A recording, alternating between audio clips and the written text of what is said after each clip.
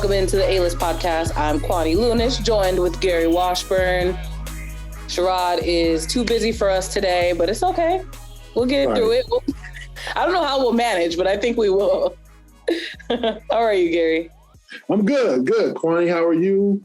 I'm it's doing a little well. cold out there, but winter's here and it's arrived. Fortunately. Apparently Saturday is going to be a low -2, so get ready, folks. Yeah, if you're in New England, you're going to need to bundle up. High as 16, low at -2. So, why do we live here? I don't know. Sometimes I wonder. But yeah, everything is good. Everything is good on my side. All right, let's get into these Celtics because, of course, that's what people are here to talk about. So they did fall to the Knicks. And then I remember someone on Twitter mentioned how if they could beat the Lakers, then all would be forgiven. Before that, they lost to the Heat and the Magic before then. So the Lakers game, let's just get right into it. What were your thoughts on how they secured that win? Wow. I mean, obviously the officiating is the main story coming up from that game, and I think it is the main story. It was not a good night for the officials on either side. There was a lot of controversial calls, especially obviously the one against LeBron where Jason Tatum did hit him on the forearm. It was a legit foul. Patrick, 2 free throws. Yeah, it was a lot. But yeah, and then LeBron went on his tantrum. I mean, dude, give him an Oscar though. Can we? I was impressed. I was impressed. It was like all the faces of grief from anger, depression, acceptance. Eventually, acceptance when he just kind of got on his knees. He accepted the fate. I mean, it was brilliant. I mean, that's one of LeBron's. I mean, obviously LeBron has had a lot of memes. Obviously, the one from the game 1 of the finals in 2018 when J.R. Smith. That's still number one. Forgot to score. He was like, bro, like, there's the basket. Where the hell are you at? That's probably the most famous one, but there's a lot of memes that can come out of this one. So kudos to LeBron for being a meme master. Right, a king. A meme king. I give him props. I mean, he got fouled, It was interesting after the game, the kind of like, I don't get the calls I deserve. And, is there a legit case? Like, I looked it up. He's 20th in the league in free throw attempts. So, I want to say it's 5th or 6th in the league in scoring. So, it doesn't match. And obviously he's getting the Shaq treatment. He's big and strong. So people don't, but now on that one, he had a legitimate gripe. Yeah. But it was not a well-officiated game. I thought the flagrant on Malcolm Brogdon was kind of, not a good call. Even though, because kind of Russ it was after the collision that Russ kind of crashed into like a photographer, and that made it even worse. But, if you're the Celtics, you just kind of keep it moving. You won the game. I thought that they did some good things. The Lakers are a good defensive team. They're not a good offensive team in terms of shooting, but Darvin Ham, when they want, and one thing that stood out, Kwani, was even LeBron said, like, it was one of our better games of the year. And, you could use it as a cliche or an excuse or however you want and think it's BS, but like teams are playing their best. That is not the first opposing player or coach to say that, to say like we played one of our better. Now, is that just the Celtics not playing good and it's other team, but they're getting other teams' best shots. I'll say that. And so that was one of those things where the Lakers thought they played one of the better games. Pat Bev with the threes, and we can get on the camera thing later. But Pat Bev with the threes, Dennis Schroeder it was a kind of his comeback game, and he wanted to show the Celtics they made a mistake by just kind of dumping him, even though they, the team kind of took off after he left, all that stuff. But I think if you're the Celtics, you don't worry about the officiating. You worry about how you can get better. You worry about getting another W because teams in the East are starting to catch up. Philadelphia, although they lost last night to Orlando, Milwaukee, Brooklyn, who they got on Wednesday. So you take the win and you keep it moving and you get better. So I thought it was a good win for them. It wasn't necessarily fair, but life ain't fair. And look, we clown LeBron and his Oscar-worthy performance, but I think the good part about this, it shows that despite the season that the Lakers have been having, like you mentioned, the Celtics are a team to be reckoned with at this point. And I think the LA realized it. They wanted to play their best basketball. And that just goes to show the passion for the game. When you look at it at its core, that's really what it came down to, despite, again, the memes that we got out of it. So I just love that they were able to play up to the Celtics as an opponent, even though I think the odds were, a lot of people thought that the Lakers would have taken this one away, and they could have quite easily taken that one. Yeah, they played well. I mean, the Lakers are a team. I mean, I was watching the last night's game when they played the Nets, and they didn't have LeBron and AD, and they played well for stretches, and they just kind of fell apart toward the end. But they actually led by 8 points in the third quarter without their two main guys. So they have stretches. I just thought they played and the Celtics offensively were not very good. They were a little bit just choppy at times on the offensive side of the ball, and then the Lakers hit a lot of threes. LeBron hit a couple of key threes. Pat Bev, AD hit a three, I believe. So I just thought if you look at the Lakers roster, Kwani, like, they've got talent. I mean, they do. That's fact. That's the thing. It's not like they're not a good team. They're below 500. But if you look at LeBron, obviously, top 2 player of all time, and you'd argue he's top all time. AD. Top 75 guy, Russell Westbrook, extremely flawed now, but still a dude who, when he gets going and he gets to the rim, very dangerous player. Dennis Schroeder, Patrick Beverley, and then you got guys like Lonnie Walker the fourth, then Rui Hachimura. Like, you're like, okay, there's no guy on that team. You're like, oh, that dude's terrible. Like, why is he out there? Like I looked at their roster and I'm like they should have more wins. Like, and yet they're 13th in the West. That's the thing. That's I don't get that. If the season ended today, they were not in the playoffs. I don't get that, because they have. I'm not talking about they're a great team, but they have enough talent. They have as much talent as Minnesota. They have as much talent as Dallas. You know what I'm saying? Like, you look at their roster and something don't make sense, because I said Schroeder's a good player. Thomas Bryant, a decent player. In his own right. Like, they got guys, you're like, okay, where's the real super drop-off? Austin Reeves is hurt. He's a pretty good player. Like, you're looking, and so I just think they played one of their better games. They came to play, and you knew Kwani was a sold-out house, Saturday night ESPN ABC game. So, it was. They knew they were in the spotlight. The Lakers were not going to play badly. We'll see what happens in a couple of hours when they play the Knicks on TNT with LeBron. I think he hasn't played an MSG since 2020, I want to say, something like that. Oh. And something like that. So I think I heard that. He hasn't played an MSG in a minute. Him approaching the scoring record. He's going to try to drop 50 on him. In the Garden.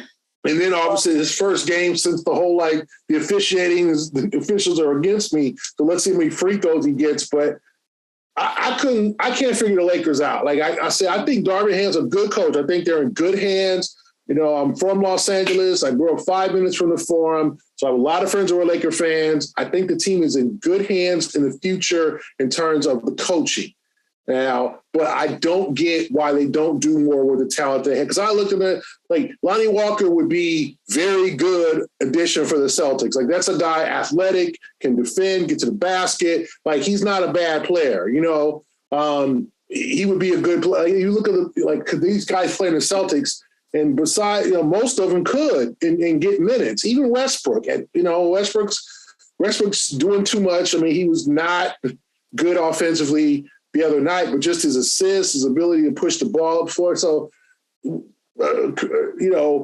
Celtic fans, it could be worse. You could be in Los Angeles, and you could be a Laker fan and thinking that this is our year, and then you're looking, it's like not quite. What are we doing? Yeah. Yes. I just looked up your point. 2020 was the last time that LeBron reportedly played at Madison Square Garden. So that should be pretty interesting. I do want to talk about scoring in that game. You mentioned LeBron had 41 and 9, close to a double-double. But on the Celtics side, Tatum wasn't that guy. It was Jaylen Brown, 37 and 9, I believe. So what do you think made him stand out in this game? I thought he was just aggressive. He got to the basket. He got to his spots. I think the key for Jaylen is scoring where he's comfortable. Not doing too much, right? And 37 points, 12 for 23. He was not good from the 3-point line, 2 for 9, but he got to the rim and he got his spots. He got to the free throw line 11 times, 220. That's good. Jaylen's not a heavy volume free throw guy. And obviously he's got to hit those free throws, hence the Knicks game. But, he got to the free throw line 11 times and he made 9. And he made obviously the key free throw to tie the game late in overtime before the LeBron, I got foul play. But I just thought the Lakers didn't have anybody who could really match up and guard him. And Tatum, I thought Tatum was, took a lot of shots, 8 for 25, 3 for 10, got to the free throw line, 11 boards, 6 turnovers. Not a good Tatum night, obviously, but he was still a +3 and still had 30 points, but took 25 shots. Well, I thought Jaylen was the reason that they won. And then Brogdon, 26 points off the bench. This is exactly what you wanted from Malcolm Brogdon. Plus 11, 6 boards, 4 assists, 2 steals, 1 block. He played 39 minutes. He only had 2 turnovers. Turnovers has kind of been his bugaboo at times, but he stayed away from that. So I thought it was a complete performance by the 2-guy Brown and Brogdon were the reasons that they won. I thought other guys helped out, did their thing. Grant Williams, 9 boards. Derek White, 14 points. But I thought, Brogdon, a good night for him, 39 big minutes, because as Mazzulla said, he decided to match up with the Lakers and kind of go with a small lineup against their lineup. And it eventually worked. And kind of, and went less with the bench. 6 minutes for Pritchard, 5 for Hauser, but I think that it was a complete solid offensive performance by them. It struggled at times, but 13 for 40 from 3. But I thought those 2 guys, Brown and Brogdon, carried them to victory. And Brown, it was a good bounce back. Obviously, we talked about, we didn't talk about it, but we saw Knicks game and a chance to seal a game that they probably should have lost early, but they came back and rallied, and then they should have won. And they had so many chances to build on a lead, and then all of a sudden the Knicks hit some big shots, and Jaylen had a chance and learn from the experience. And he went 9 for 11 from the line. You're not asking Jaylen to be 95% from the line. You're asking him to be 80, right? You're asking him to get to that 80 threshold because he's going to get fouled a lot. You don't need him at 71 because that's kind of shaky, one of those, because occasionally he's going to miss one. But I thought it was a good comeback from Jaylen. I thought Tatum was okay. I think they defended him well. I mean, Tatum was not great at all or whatever, but I thought Brown carried them to victory. All right, we'll get into Tatum a little bit more in just a second. But before we do that, I want to talk about our good partner, our good teammate, Indeed. No one has a business like yours with all its strengths and challenges. To succeed, you're going to need a hiring partner that adapts to your needs. You need Indeed. Indeed is a hiring platform where you can attract, interview, and hire all in one place. So instead of spending hours on multiple job sites searching for the candidate with the right skills for the job that you have open, Indeed is a powerful hiring partner that can help you do it all. With their instant match tool, which is pretty cool, over 80% of employers get quality candidates whose resume on Indeed matches their job description the moment they sponsor a job. Indeed makes it so easy to hire. It takes about 10 minutes or less for most small business employers to post a job, according to Indeed's recent data. When you sponsor a job, on Indeed, the post is actually 3 times more likely to get a hire. That's specifically in the United States, but that's already good odds if you're looking to get the best person for the job immediately. Even better, Indeed is the only job site where you pay for applications that meet your must-have requirements. So get rid of all the clutter. You're solely focusing on people that are qualified for your job. If that sounds like the most ideal way for you to hire, you can start hiring right now with a $75 sponsored job credit to upgrade your job post at Indeed.com/A-list. Offer good for a limited time. Once again, you can claim that $75 credit. That's a good deal. Now at Indeed.com/A-list, Indeed.com/A-list. Terms and conditions apply. Need to hire? You need Indeed. So we skipped completely over the Knicks game because we wanted to start with some positivity. But I do want to see what your perspective was on Tatum's performance, not only in the Lakers game where he didn't necessarily shine as much as he could have, but in that Knicks game as well. Yeah, I thought he struggled against the Knicks. So things are obviously in a little slump, especially 3-point slump. He's just got to break out of it. They're going to start defending him. Obviously, he's a very potent scorer, one of the top scorers in the league, and he's going to get defended differently. So I'm looking at his game log, Kwani. He was good against the Knicks, I thought. Okay, 12 for 26, 35 points. And 9 for 27 in that win against the Warriors, 9 for 18, 9 for 19. He's 33.3% from three in January. You'd like to see him, 34.1. 34.1 and in December, 33.3. So his 3-point shot is not where you'd like it to be, but he's getting to the free throw line, double-digit free throws in 1, 2, 3, 4, 5, 6, 7 games this month.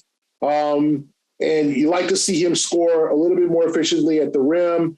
But I thought he was okay against the Knicks. The step back that could have won it, rimmed out. I thought that he tried to maybe do a little too much one-on-one in overtime where they needed one bucket. That was a frustrating thing for a Celtic fan. Like they were up 115, 110. I think they had a couple of chances to make it 7, and then they didn't. And then here comes Julius Randle with like a 3. And then all of a sudden it was all bets were off. It was a 2-point game. And so for me, I thought he was solid against the Knicks. I said he wasn't very good. I look again, he was okay. He was solid. 12 for 26, 35 points. I would see 14 boards, 4 assists. He warmed up a lot in the second half.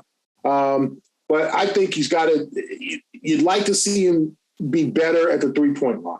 That's what I think his next step is because he's struggling. If you look at some of the games, recently 2 for 10 against Brooklyn from 3, 4 for 14 at Charlotte, 4 for 13 against the Warriors, 2 for 7 against the Knicks, 3 for 10 against the Lakers. So he's having some subpar games, 34.1. You want to see Jason Tatum at near 40% from 3.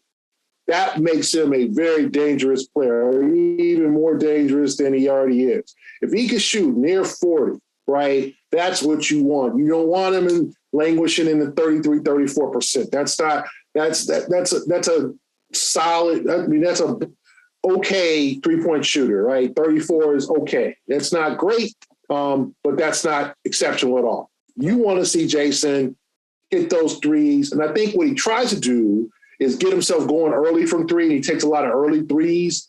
You like to see him get himself going, and when he's on from 3, he's unstoppable. But I think also he's got to attack the rim, get to the free throw line. So I think he's in a little mini slump, just in my opinion, in terms of his efficiency. But he's one game from breaking out of it. He's always that next game from breaking out of it. And I'd like to see, and I don't know if it's anything mechanical, if it's, obviously he's got the issues with his wrist and his ring finger, whether with and some of hand issues in terms of his shot. Does that have anything to do with it? But I'd like to see him a little bit more efficient from the 3-point line. I think if that opens up everything for the Celtics. I mean, obviously you don't know the actual answer to this, but what do you think is a possible solution to a slump like the one he's in right now?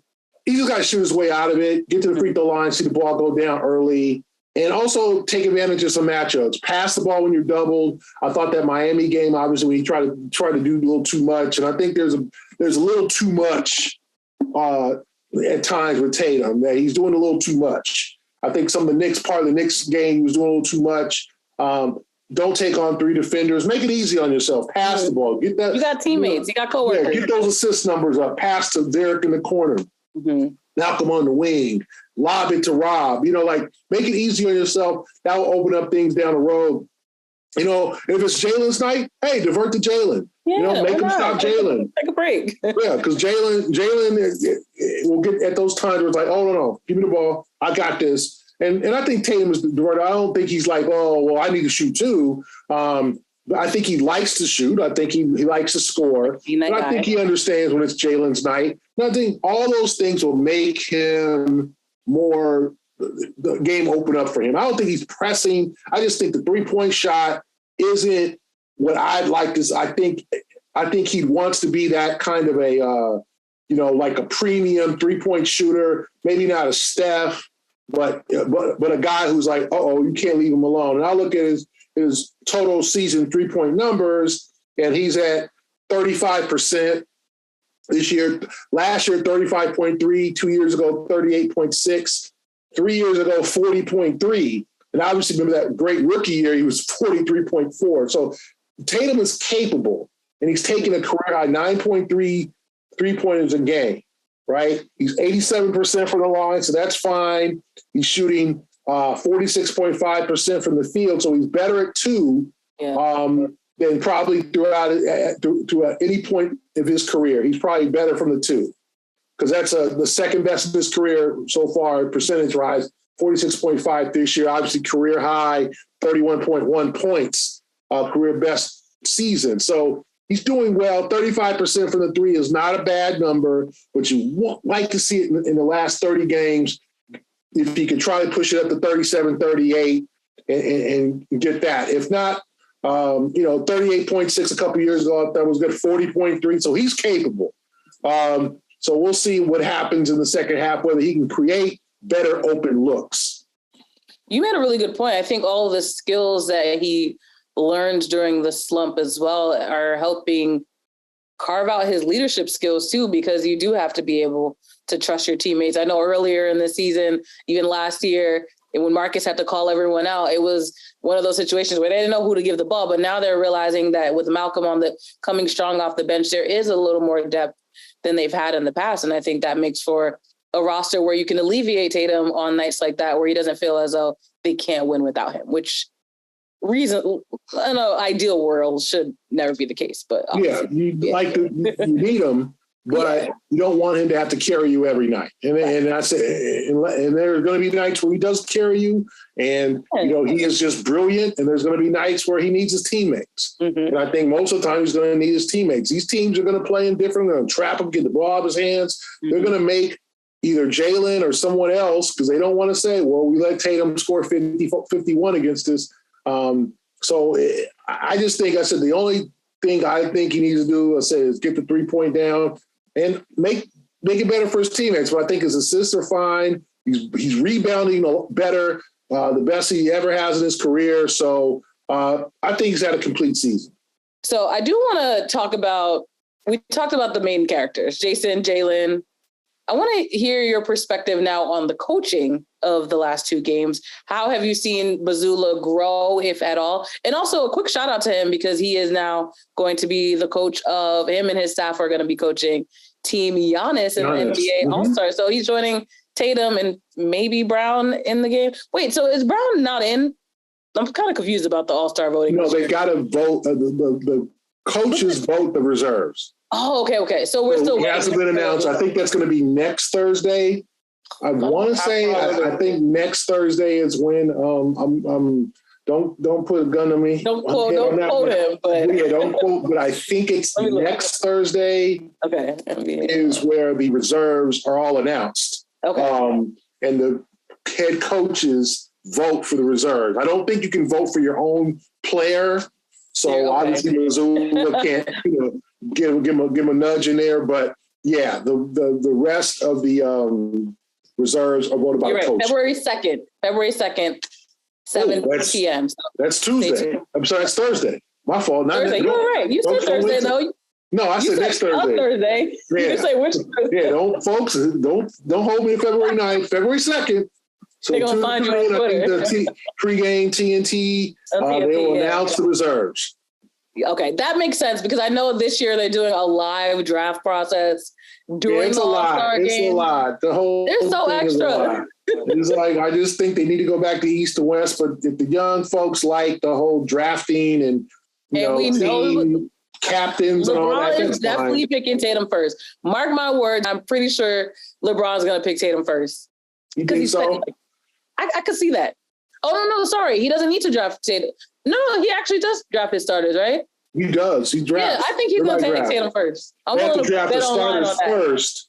They have to draft the starters first. But yeah, So it will be, there's obviously for your old schoolers, there's no more Eastern or Western Conference. Mm-hmm. I don't know who is going to coach. I think Mike Malone from Denver's got the edge to coach team for LeBron. But is that voted upon by the players? The coach is the number, the wins. You got to have a certain number. Whoever leads the conference, and you can't. The reason Mazzulla got you, and you can't coach it 2 years in a row. Okay, that explains it. Okay. Yeah. So I never dove into the All-Star rule book. Clearly, yeah. So you can't coach 2 years in a row. So and obviously the Celtics by the certain day. Mm-hmm. I think it was February. I think it was honestly February 2nd or something. Mm-hmm. By that day, Philly wasn't going to be able to catch them with their loss to Orlando. So I think Mike Malone has pretty much got it clinched. So we're going to have a Mike Malone Mazzulla matchup. I know NBA legends are rolling in their grave, like you said about it not being East versus West anymore, and now players are drafting their opponents. Like, why is a Laker potentially drafting a Celtic? It's a little different. I think it would be fine for them to go back to East-West. I think the competition level kind of declined, and the league has been looking for ways to because people spice it up. Yeah, it became more of a, like they used the what's it called? The ending, the fourth quarter, and I'm sure the readers will know, mm-hmm. the ending where you put a score on it and you just get to that score as opposed to timed quarter. The Elam ending. The Elam ending is now being used, and I think they're just trying to get the game more competitive. I think back in the day, back in the 80s and the 90s, it was a competitive game. They did play, they went at each other. They did the whole showcase and showboating, but then when they got to the second half, they were running half-court offense and setting picks and all that. And then as the game, I think the years wore on, it got more like, okay, third quarter, fourth quarter, then the fourth quarter, then all of a sudden they got serious the last 6 minutes, then they got serious the last 3 minutes, then suddenly one of them, couple of games, they never got serious, and people were like, this is why am I watching? 171, 150, whoop-de-doo. So, right? So I think they wanted a little bit more competition. A little bit more of these guys going at each other a little bit, mm-hmm. as opposed to just, throwing alley-oop. Oh, please dunk on me. We're never getting any defense, though. That's Please dunk on me. That's great. Hey, right under the let's stop that. So, okay, back to my original question. I just got on a tangent.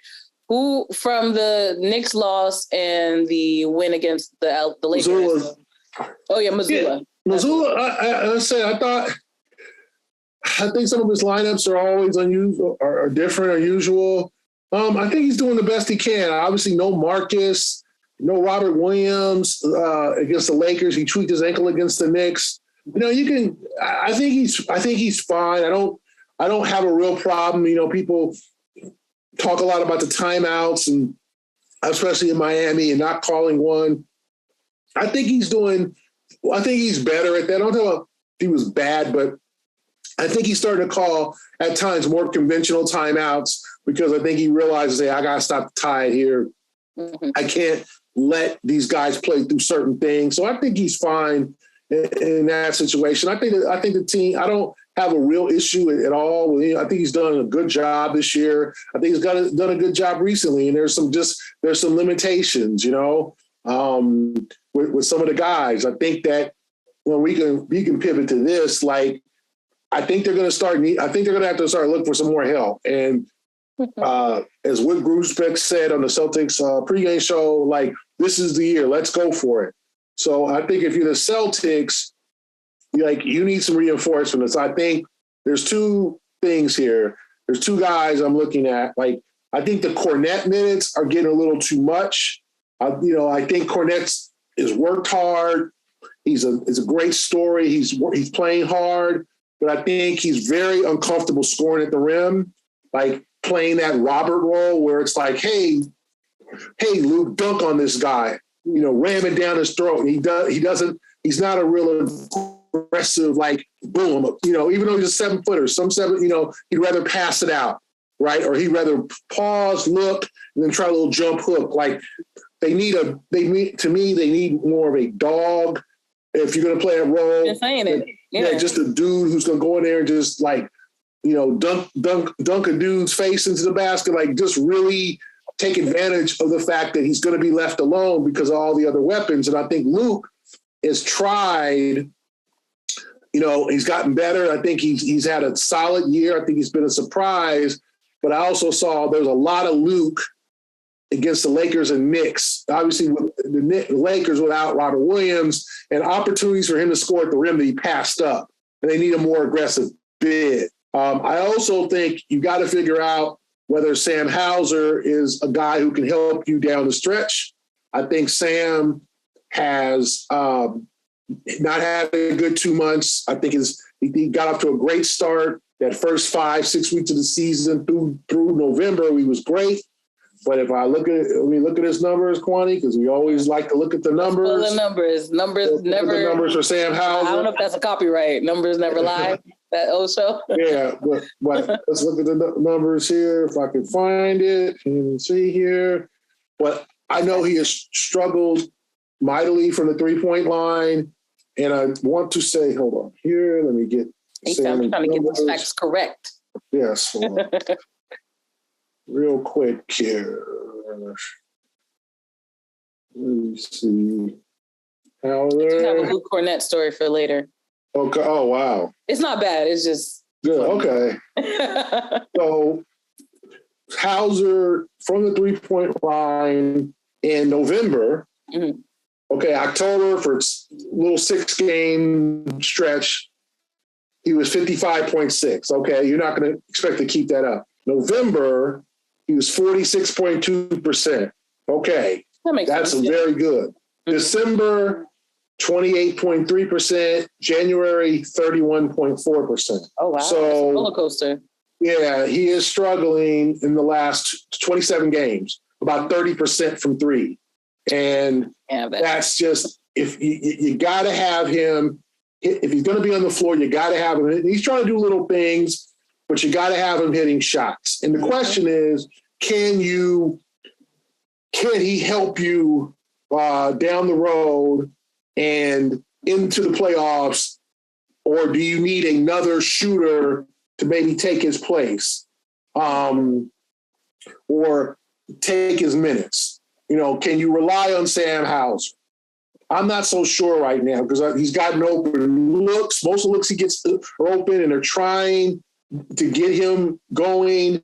And it's been, miss. Like I said, Miami game, they really needed him. He didn't score in 26 minutes. He was 0 for 5 from 3. He didn't take a 3. He only played 13 minutes in the combined 2 games against the Lakers and the Knicks. He hit 2 threes against the Knicks, did not take a shot against the Lakers.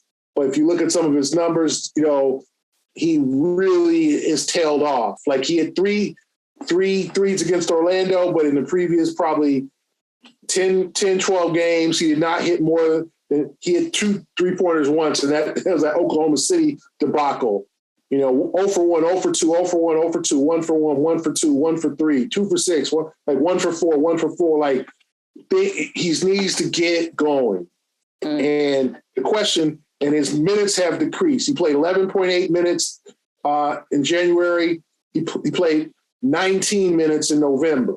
His minutes are suffering. Mm-hmm. They're playing more Peyton Pritchard. So I think the Celtics need to decide. Yeah.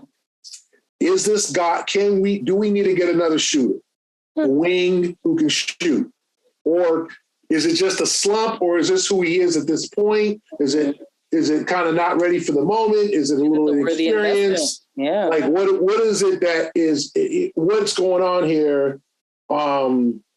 So for me, I think they've got to decide on backup center and with Luke, and because I think we kind of realize now Blake's not going to be that guy, right? Like they're going to save Blake for certain stretches when they need him, but I think that they kind of understood early in the season that we can't run Blake out there like 20, 15, 18 minutes a game.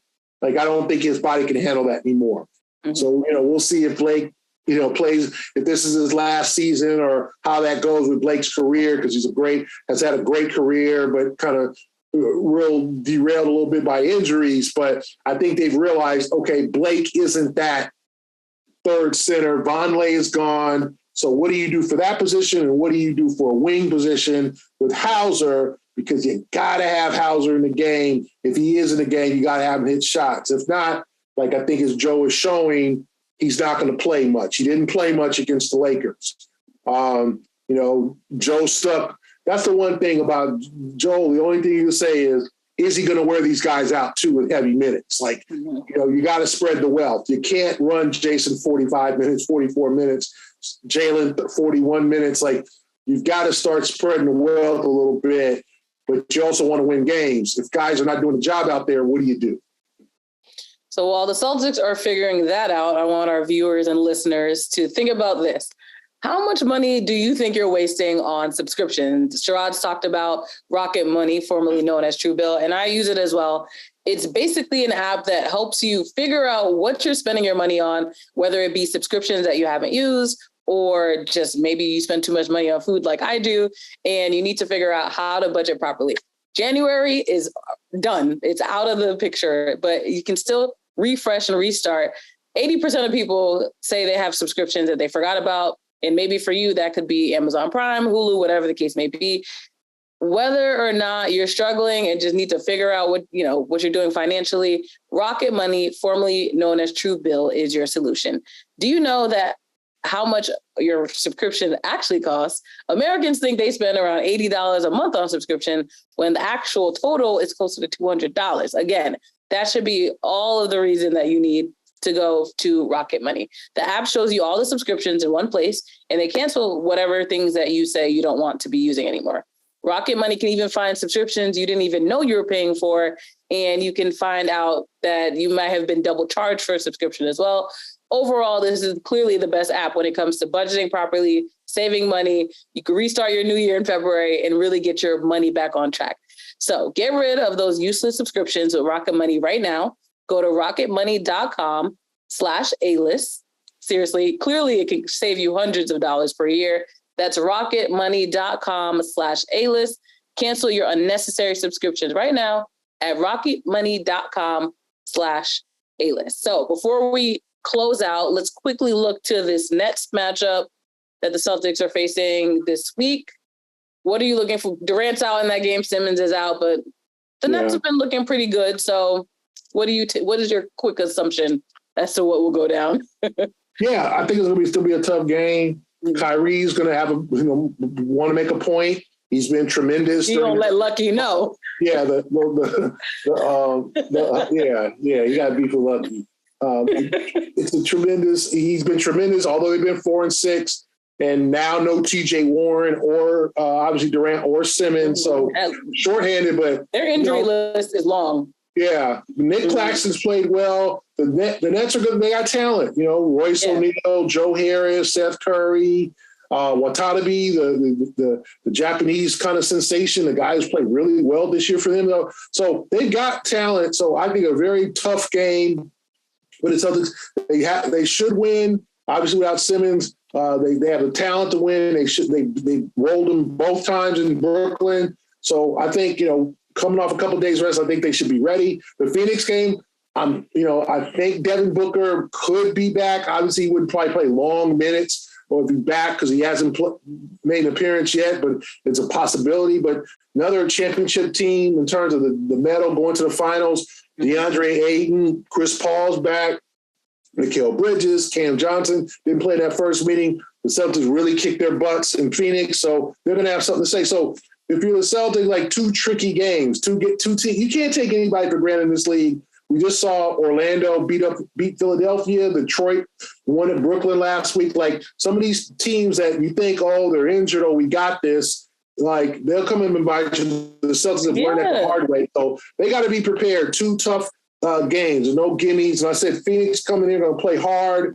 On an East Coast trip for them. So I think two very tough games. And then I think you got a Detroit coming up after that. Then I think it's Charlotte. You can't sleep on that either. Like, yeah, you can't sleep. Like, you want to make it. I know the All-Star break's coming up. I know the guys are getting that itis and want to literally, like, they want to take a break. They want to go to Maui or whatever they do, Cancun for 4 or 5 days. And Cabo, take me. Yeah, Cabo, and unwind. Take me somewhere warm. Go somewhere, get somewhere. But if I'm the Celtics, finish this part out, feel good about yourself in the All-Star break, but get to the end. So 2 difficult games, I don't think you take any of these teams lightly. I'm with you on that one. My story about Luke Cornett it's not that big of a story, but it's funny. So on Friday, the Celtics had me judge media. I was a media judge for their Fit to Win event. I'm just making them Fit to Win. It's their partnership on just helping kids learn how to properly nourish themselves. So each kid, it was about 40 kids there. They each were grouped up on a team and they had to make the best tasting smoothie. And I got to judge that. Thankfully, these kids didn't poison me because I was definitely concerned. But Luke Cornett was one of the judges. Leon Poe was one of the judges as well. The team leaders, group leaders. And then they had like 3 other Celtics employees that were like coaches as well. So they coached their teams. You got Leon Poe trying to blackmail me, talking about, just make sure that this smoothie wins. Luke Cornett was so salty. And I feel bad because his smoothie, the presentation of his team's smoothie, mind you, they had 6 through 9-year-olds trying to get them all together to focus on making this smoothie. The kids are running around, not paying attention. They put a piece of spinach in it to add a little garnish, which I thought was a really cute touch because no one else did that. But the team that was called the Celtics, they actually ended up winning. They got to pick their team names as well. So sorry to Luke Cornett. I interviewed him afterwards just to get some sound. And he was like, yeah, we thought the judges would appreciate the garnish, but clearly that wasn't enough for them. So he threw a little shade in there. I'm sorry to the current and former Celtics that are disappointed this past week. That's too bad. It was so funny. They really try. It's funny to see athletes out of basketball, though, because you realize that competition is everywhere. It was just a smooth. Yeah, they were like, "Nah, I'm trying to win." Yeah. I know Leon is never going to talk to me again. He would definitely give me eye rolls and all that. He was like, "Better watch your back." My Cal guy, UC Berkeley guy, Leon. Yep. Come on, don't do my man like that. I'm sorry. Just this better smoothie one. But do you have anything coming up this week? No, the same stuff. Celtics is keeping me busy. I will be in Detroit for that game on Monday. So looking forward to that. But yeah, just a lot of action. And I'll give you guys, obviously now could be a whole contingent going to the All-Star game with Jason, maybe Jaylen, and now Mazzulla and the whole coaching staff. So the whole crew's going on, going to Utah. So I'll be there for that too. So I'm looking forward to that. We'll give you guys the best coverage. Make sure you follow Gary Washburn, Boston Globe. Make sure you're reading, subscribing, doing all the things to support him. Of course, make sure you're supporting Sherrod as well. For A. Sherrod, couldn't be with us today. Gary Washburn, I'm Kwani Lunis. This is the A-List Podcast. Thank you so much for listening.